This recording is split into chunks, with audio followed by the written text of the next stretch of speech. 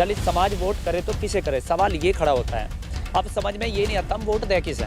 सबके सब दलाली करने में लगे हुए हैं।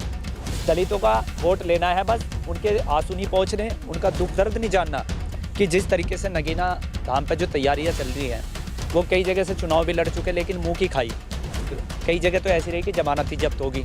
इस बार अगर नगीना से चुनाव चंद्रशेखर जीत जाते हैं तो आपकी बोलती बंद हो जाएगी। अगर वो नगीना सीट से चुनाव जीत जा तो ज़िंदगी में राजनीति करनी छोड़ दूंगा, अपने घर बैठ जाऊंगा। जयंत चौधरी रुक के तारता फिर रहा था कि बीजेपी को हराऊंगा, गठबंधन लाऊंगा, क्या करा? चौधरी चरण सिंह को भारत रत्न क्या मिला? तो जयंत चौधरी ने घुटने टेक दिए भाजपा के सामने। ये आप इतनी बड़ी बड़ी बातें कर रहे हैं तो आप चुनाव क्यों नहीं लड़ लेते? आप लड़ लो चुनाव। देखो, हमारा काम सामाजिक काम करना है। चुनाव हमारे लड़ने की इतनी हैसियत नहीं है। मैं मानता हूँ किसानों का दर्द है, लेकिन किसान भी कहीं ना कहीं बाद में बिक के बैठ जाते हैं। हम दिखावा नहीं करते इनकी डाढ़ कि कहीं भी गए दलाली करनी शुरू कर दी। अभी 2 लड़के मार दिए गए भीम आर्मी के टक्कर मार के गाड़ी से।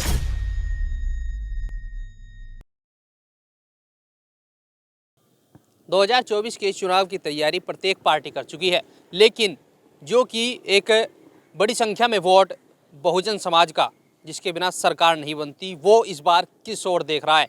क्योंकि कई सारी पार्टियां बन चुकी है और फिर से लोगों को डर सता रहा है कि आखिरकार वोट किधर करे। उस पर बातचीत करने के लिए नेशनल भीम आर्मी के राष्ट्रीय अध्यक्ष लोकेश कटारे जी हमारे साथ। लोकेश भाई, आपको क्या लग रहा है इस बार आपका समाज किधर जाएगा? बहुत सारे पार्टी आ चुकी है कि भाई इसको वोट करे, सपा को करे, कांग्रेस को करे, आज़ाद समाज पार्टी को, किसे वोट होगा इस बार? सभी साथियों को क्रांतिकारी जय भीम, जय संविधान, जय काशीराम, नीला सलाम। देखो, पहली बात तो हमारा संगठन राजनीतिक है। हम केवल सामाजिक मूवमेंट पे काम कर रहे हैं।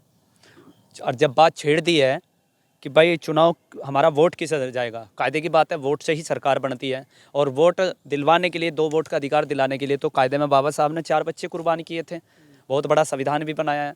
लेकिन एक ही वोट का अधिकार मिल पाया, वो गांधी की गंदी नीतियों के कारण।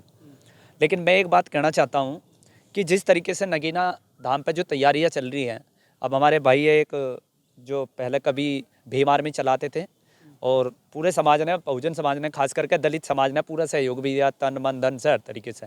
लेकिन उन्होंने समाज को ठग के और बेवकूफ़ बना के पार्टी बना ली, आज़ाद समाज पार्टी। वो कई जगह से चुनाव भी लड़ चुके लेकिन मुँह की खाई। कई जगह तो ऐसी रही कि जमानत ही जब्त होगी। तो नगीना धाम से जो तैयारी चल रही है, हम तो जब मान सकते हैं चंद्रशेखर भाई को अगर वो सहारनपुर से चुनाव लड़े या मन से लड़े जहाँ से जमानत जब्त हुई है। और तो राजस्थान में हनुमान बेनीवाल को बर्बाद कर दिया। नहीं, उस टाइम तो देखो पार्टी नई नई बनी थी, तो ऐसा नहीं है कि जो पहली बार चुनाव लड़ता है वो जीत जाता है। और हमने देखा है कि इस बार जब वो नगीना से चुनाव लड़ने की बात कर रहे हैं, वहाँ पर भीड़ भी हमने देखी है।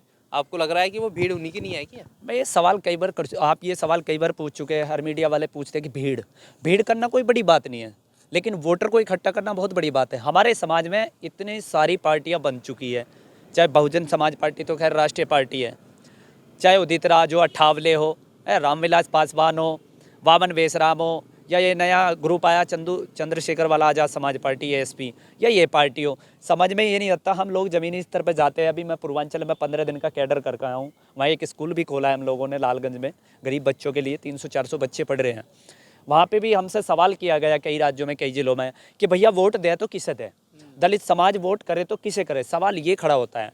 अब समझ में ये नहीं आता हम वोट दे किसे, और वहाँ के लोगों को किससे कहे कि वोट किसे दे। ठीक, सबके सब दलाली करने में लगे हुए हैं। दलितों का वोट लेना है, बस उनके आंसू नहीं पहुँचने, उनका दुख दर्द नहीं जानना। बस वोट के समय में दलित याद आ जाते हैं। उसके बाद दलित कहाँ पिट रहा, कहाँ अत्याचार हो रहा, कहाँ शोषण हो रहा, कोई मतलब नहीं। चंद्रशेखर जाते तो हैं जहाँ कहीं दलित का उत्पीड़न होता है, वहाँ मौजूद होते हैं। मेरा ये सवाल है, आज तक चंद्रशेखर भाई ने कितने लोगों को न्याय दिलवाया है, कितने लोगों को इंसाफ दिलाया? अगर ये जाते तो केवल दलाली करने के लिए और अपना चेहरा चमकाने के लिए जाते हैं, चाहे वो चंद्रशेखर हो, मंजीत नोटियाल हो, कोई सा भी हो। ऐसा लग रहा है कि इस बार अगर नगीना से चुनाव चंद्रशेखर जीत जाते हैं तो आपकी बोलती बंद हो जाएगी। अगर वो नगीना सीट से चुनाव जीत जा तो ज़िंदगी में राजनीति करनी छोड़ दूंगा, अपने घर बैठ जाऊँगा, वो जमानत ही जब्त हो जाएगी। और हमारा तो खुला विचार है भैया। आप देख लीजिए ये बात चलो अच्छी बात है, चुनाव जीत जा, हम भी चाहते हैं कि दलित समाज का कोई चेहरा उभर का आए, अच्छी बात है। लेकिन हमारा मेन उद्देश्य है जो अपने समाज को धोखा देकर और समाज के युवाओं की ज़िंदगी बर्बाद करके आगे बढ़ना चाहेगा वो कभी नहीं बढ़ेगा, कोई भी हो। दूसरी बात यह है, अनुसूचित जाति के लोगों पर, चाहे वाल्मीकि समाज के लोगों को देख लीजिए, लघु निगम उद्योग के नाम से एक लिमिटेड कंपनी है दिल्ली के अंदर जो सेंट्रल गवर्नमेंट के अंडर में आती है, वहाँ पर 3,000 हमारे सफाई कर्मचारियों को निकाल दिया गया है। क्यों नहीं बोल रहे वे? किसानों के पीछे तो बावड़े हुए फिर रहे हैं। किसान जो कि दलित समाज को वोट भी नहीं देता, मैं मानता हूँ किसानों का दर्द है, लेकिन किसान भी कहीं ना कहीं बाद में बिक के बैठ जाते हैं। अब तुम जयंत चौधरी जी को ले लीजिए, जयंत चौधरी रुक के तारता फिर रहा था कि बीजेपी को हराऊंगा, गठबंधन लाऊंगा, क्या करा? चौधरी चरण सिंह को भारत रत्न क्या मिला? तो जयंत चौधरी ने घुटने टेक दिए, भाजपा के सामने समर्थन कर दिया। हमारी एक मांग और भी है, जब चौधरी चरण सिंह जी को इन्होंने भारत रत्न दिया, उसे भी भारत रत्न दे दिया, भारत रत्न बना लिया, टॉफी या लॉलीपॉप बना दियो, भारत रत्न है, इसका सम्मान है। हम चाहते हैं कि मान्यवर साहब कांशीराम जी को भी भारत रत्न मिलना चाहिए, क्योंकि जो साहब कांशीराम जी ने 4 बार सूबे के अंदर सरकार बनवाई और बहुत बड़ा त्याग किया है, वे दलितों के मसीहा बाबा साहब के बाद। बाकी इन दलालों की जरूरत नहीं, इन दलालों को देना मिंची है, लेकिन हम मान्यवर कांशीराम जी के लिए भारत रत्न की मांग करते हैं। आप बातचीत कर रहे हैं बड़ी बड़ी, लेकिन आपका संगठन तो कहीं दिखाई नहीं देता ना। हमारा संगठन दिखावा नहीं करते, हम लोग जमीनी स्तर पर काम कर रहे हैं। पूर्वांचल के अंदर हमारा 15-20 दिन का दौरा था, गांव-गांव में कैडर कर रहे हैं। हमारे परिवार में एक ट्रेजेडी भी होगी, उसको भी बुलाकर हम समाज के लिए गए। जिस दिन हमारे घर में ट्रेजेडी हुई, उससे अगले दिन मैं तुरंत दिल्ली लिमिटेड कंपनी में अपनी टीम के साथ पहुँचा और आज भी सहारनपुर पहुँचा हूँ। ठीक है साहब, हम दिखावा नहीं करते इनकी ढाल कि कहीं भी गए दलाली करनी शुरू कर दी। अभी 2 लड़के मार दिए गए भीम आर्मी के, टक्कर मार के गाड़ी से, मंगलोर में, जिला हरिद्वार में पहुंच गए। चंद्रशेखर का ग्रुप और मंजीत नोटियाल का ग्रुप दलाली करने के लिए मेरी वहाँ बात हुई प्रशासन वालों से। अरे बजाय साले को टक्कर मारने वाले को पकड़ कर उससे सजा करवाओ ना, अकल तो आवे। सरकार से तुम्हें पैसा मिल जाता है या भूखे नंगे हो रहे बिल्कुल मांगने पे तुले हुए हैं, उनका कंप्रोमाइज़ करने पे लगे हुए हैं। हमें कल ही सूचना मिली है, कल ही ये सूचना मिली है कि इस जो सैंदर कटारिया लड़का जो भीम मिशनरी है, भीम आर्मी का है, उस बेचारे का रोड एक्सीडेंट में मार दिया गया, मर गया वो, एक लड़का और मर गया। अब ये लोग क्या कर रहे हैं, वहाँ इन्हें पैसा दिलवा कर कंप्रोमाइज़ करवा रहे, उसे सज़ा मिलेगी, कंप्रोमाइज़ नहीं होता। SC/ST आयोग इतना पैसा देता है कि आप मुकदमा निष्पक्ष लड़ सकते हैं, आपकी हर चीज़ की पूर्ति होती है, और आप लोग कंप्रोमाइज़ करवाने पर लगे हुए। नहीं, आप इतनी बड़ी बड़ी बातें कर रहे हैं तो आप चुनाव क्यों नहीं लड़ लेते? आप लड़ लो चुनाव। देखो, हमारा काम सामाजिक काम करना है, चुनाव हमारे लड़ने की इतनी हैसियत नहीं है, ना हम लड़ना चाहते। ये तो समाज में इतने सारे दलाल बैठिए चुनाव लड़ने के लिए, इन्हें वोट दे दो, हमें क्या जरूरत है वोट की? वोट तो इन्हें दोनों से सही आदमी को तो वोट भी नहीं देते हमारे लोग। मैं बता रहा 50% लोग हमारे बीजेपी को वोट दें, और 18 ईवीएम का मुद्दा, ईवीएम बैन करो, ईवीएम कल को पेटी बैन करवा दियो, कल को ठप्पा लगेगा। मैं नू नहीं कह रहा, ये मढ़े पड़े बावन वेशराम जो चुनाव के दौरान ईवीएम याद आवे है, पूरे साल कहीं एक्ट्रोसिटी होती है, किसी बहन बेटी के साथ बलात्कार होता है, मार दिया जाता है, तब क्यों ना बावन वेशराम बोलता? बावन वेशराम नहीं, वो बेशरम है। वो तो समाज के SC/ST OBC माइनॉरिटी के गवर्नमेंट कर्मचारियों का पैसा खा रहा। बामसेब के नाम से साहब कांशीराम जी को धोखा दिया उसने, बामसेब को तोड़ने में सबसे बड़ा हाथ उसका है। तो वो बड़ा मगरमच्छ है, चंद्रशेखर छोटा मगरमच्छ है, सारे मगरमच्छ भरे पड़े। मगरमच्छ की बात कर रहे हैं, लेकिन जैसी भीड़ इस बार नगीना में दिख रही है ना, तो लग रहा है कि चंद्रशेखर सीट निकाल देंगे। चलो, अगर वो सीट निकाल दे हम भी बधाई दे देंगे, पर मुझे तो उम्मीद ना लग रही भाई सीट काट दे। मुझे लग रहा बोलती हमारा खुला चैलेंज है, नगीना सीट पर वो मेहनत करेंगे, ऐसे दलालों को जमन नहीं दे, खुला चैलेंज है वो, हम मेहनत करेंगे, चुनाव नहीं लड़नी वहाँ, हम सही आदमी को वहाँ सपोर्ट करेंगे जो बीजेपी को हराएगा।